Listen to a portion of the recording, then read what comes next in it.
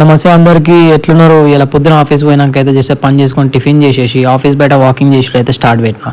Walking చేసే గ్యాప్లో ఈ డక్మా కనిపించిండు. ఏం పని పడ లేకుండా బయట ఆఫీస్ బయట తిరుగుతుండీడు. తర్వాత సన్లైట్ వస్తుందని చెప్పి జరసేపు సన్ కాడ కూర్చున్నా. ఈ ఆఫీస్ బయట ఫోటోలు వీడియోలు తీసుకుంటూ అయితే కూర్చున్నా.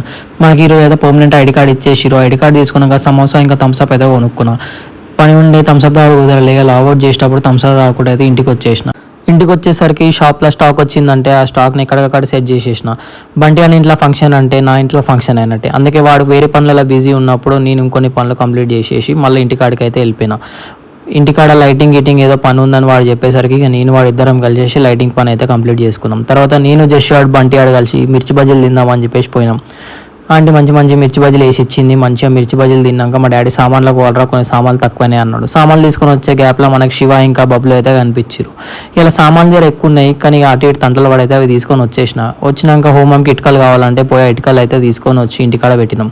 ఇక చౌకీలన్నీ పైన పెట్టాలంటే ఇద్దరం తనలు ఆడుకుంటా పైన పెట్టేసినాం. ఇక రాఘవన్న డెకరేషన్ చేస్తుంటే చూసుకుంటా కూర్చున్నాం రాత్రి అంతా. ఇక మిగతా ముచ్చటంతా రేపు స్టోరీలో చెప్తా. రైట్, మళ్ళీ రేపు కలుద్దాం.